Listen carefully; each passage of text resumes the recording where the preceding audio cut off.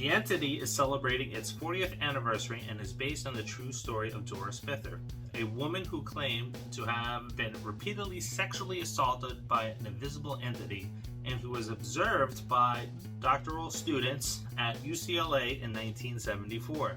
Names were changed and Barbara Hershey was cast as Carla Moran. Filming wrapped in March of 1981 and the entity was first released in the UK in September of the following year, sparking protests by women's rights groups who deemed the film offensive due to its graphic depictions of sexual assault. This may have prompted 20th Century Fox Studios to release the entity in the States in February 1983 to very little advertising. The entity had a budget of $9 million and only brought in $13.3 million at the box office. Now, coupled with poor reviews, protests, the entity did not release on DVD until 2005 and not on Blu-ray until 2012. Now, whether you're a believer or a skeptic, here are 5 true stories behind the origins of the entity that you may never have, or probably, heard of.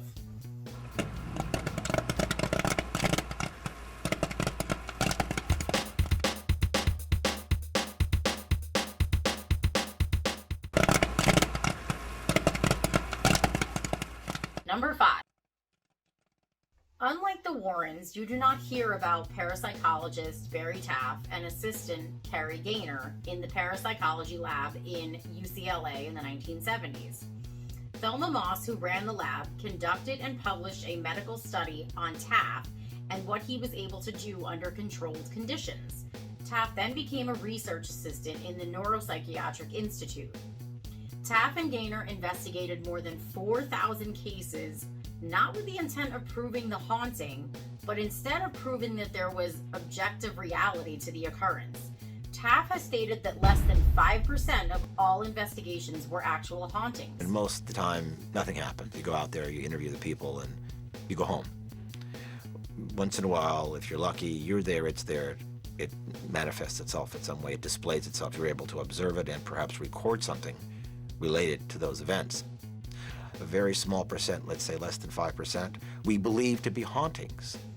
They concluded that many of the reportings were subjective experience such as dreams, hallucinations, fraudulent claims, optical illusions. They even tested with holograms and lasers. In order for Taft and Gaynor to expand their investigation, they would go to the location and stay until they heard or saw something. If they did not encounter anything, they moved on to the next claim. When it comes to the Warrens, as much as I love Lorraine Warren, I do not really believe in a lot of the stories that they investigated. Mm-hmm. One of my reasons for that is because of the TV show Paranormal State, where that was proven to be fake, mm-hmm. and that the lead person was a fraud and he was bringing people on as psychics and kind of tipping them off before they actually entered the house to give them information. And let's not forget his fake cancer claim and trying to get money. Yeah, it was a whole big mess. Lorraine happened to be one of those psychics that was on that show, so I didn't really put it 2 and 2 together for a long time, and then as I was watching some documentaries as The Conjuring came out, I was like, yeah. And then there's always that air of skepticism that followed them for certain cases, mm-hmm. like the Amityville House. These two, you don't hear about any of their stories. There's really no movies about anything that they have done. So I tend to believe them a little bit more, especially watching a lot of interviews with them recently. They really went in there to debunk things. Number 4. The scene in the bookstore where Carla is with her friend looking through paranormal books, she overheard 2 people talking about a paranormal investigation. This actually occurred in real life. Doris overheard Gaynor speaking about the case. Now, Taft and Gaynor went out to Doris's home to discuss what was occurring, and when she told them that she was being violently raped by an entity that was accompanied by 2 smaller entities who would hold her down while the larger one would rape her, Taft thought to himself, we just froze. We looked at Carrie and I looked at each other. I rolled my eyes back, put my head in my hands, and I thought, oh my God, this woman's psychotic. She needs psychiatric care. And she said, well, there's 3 of them. 2 held me down and 1 big one attacked me. And I just thought, Well, I said to her, look, there's really nothing we can do about this. I'll give you the name of a psychiatrist on staff at the Neuropsychiatric Institute, and you can call him and tell him that we referred you, and you can take it from there. We thought this. So we thanked her for her time. We spent maybe, an hour there, hour and a half, and we just looked at each other back in the car going home, and we thought, this is just incredible. I mean, who could believe such a story? About 10 days later, Doris called Taff and told him that her neighbors had witnessed the entity. Taff and Gaynor returned to the home, only this time when they entered, they were greeted by a chilled house. Despite it being August in California and no AC being turned on in the home, there was a stench of rotting flesh that lingered inside. And as they talked with Doris about the recent events, a frying pan flew out of the cabinet and hit the floor. Taff and Gaynor immediately began searching for strings and springs that would have triggered the pan into the air, but they found nothing. After having witnessed this event, they were convinced that something was going on and began their full investigation. Number 3. During one of the initial investigations, the entity began to appear to Doris. Gaynor began to take photos of the event with a Polaroid camera. The first 2 pictures taken developed with a white mist glossing over the image. A skeptical Gaynor thought that the camera may have been malfunctioning and asked Doris to tell him when she no longer saw the entity. He took 2 more pictures after Doris advised them that it had left. Those pictures developed normal. They all felt a cold breeze pass through the room, followed by a stench. Gaynor followed it and took a picture where they felt the presence move to. The new photo developed like the first 2, with a white mist. Doris then yelled out that the entity had moved in front of her face. Gaynor took a couple more pictures, only this time the pictures developed with a white mist covering Doris's face. Gaynor attempted to debunk the camera functionality again and took a picture of Doris after she said that it was gone. And that picture developed normal. Depending on whether you're a skeptic or a believer or a Shaniac or a Bugara, if you watched them on YouTube, I believe this story because we've had similar encounters, not with the white mist, but with the cold spots moving around the house and trying to photograph things, and maybe getting something weird in the shadows. Number 2.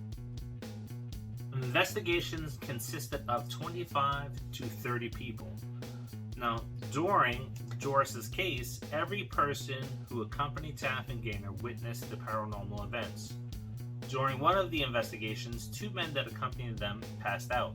The supernatural events that occurred in front of witnesses involved forms of green balls of light moving throughout the room, temperature changes, and strange odors.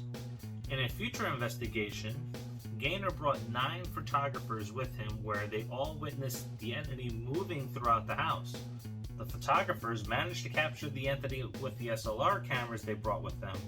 The negative of those photos were investigated and authenticated by the editor of Popular Photography magazine. What Taff found odd was they were firing off cameras galore, and yet we couldn't get a picture of it. And that makes you wonder, are we seeing it with our eyes? Are we seeing it with our minds? Is something impressing our brains with an image? I guess we'll never know. Most of what we visually observed, we could not photograph. What we photographed, we never saw. So we're still left in this quandary. What is it we were dealing with? they brought various equipments available to them at the time to debunk the claims. One being a chemical sniffer to locate the odor. It turned up nothing. Geiger counters would die when the entity would appear, which was the opposite of what they expected to happen. In one event, the entity took shape in front of the investigators, and it was an upper torso of what appeared to be a man.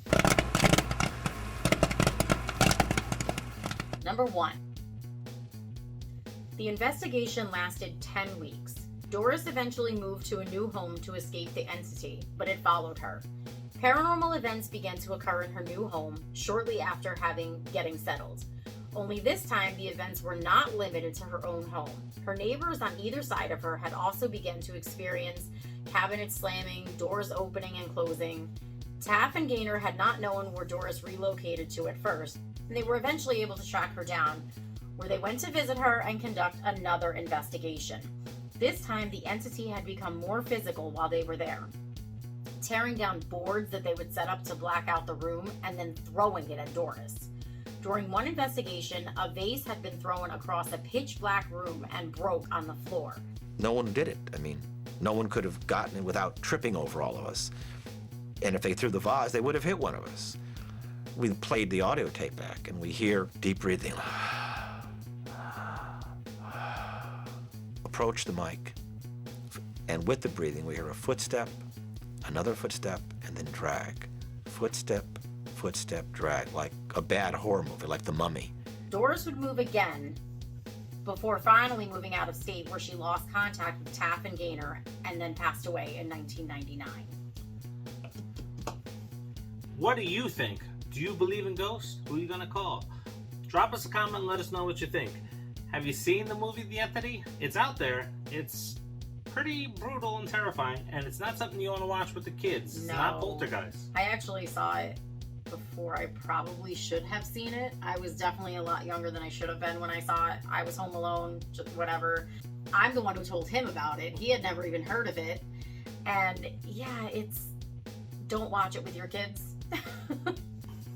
Now, it is the quest for 5,000 subscribers, and you can help us get there by liking, subscribing, and sharing. Yes, and along that quest, as we have a video that hits 100 likes, 100 comments, you'll win some prizes. We have some lovely ones, and they're free for you. And once we hit 5,000 subscribers, you have a chance to win this box of Strawberries and Scream cereal signed by Matthew Lillard and David Arquette. And just a reminder, you can't get this box of cereal in the States. It's signed, so that means it's worth a pretty penny.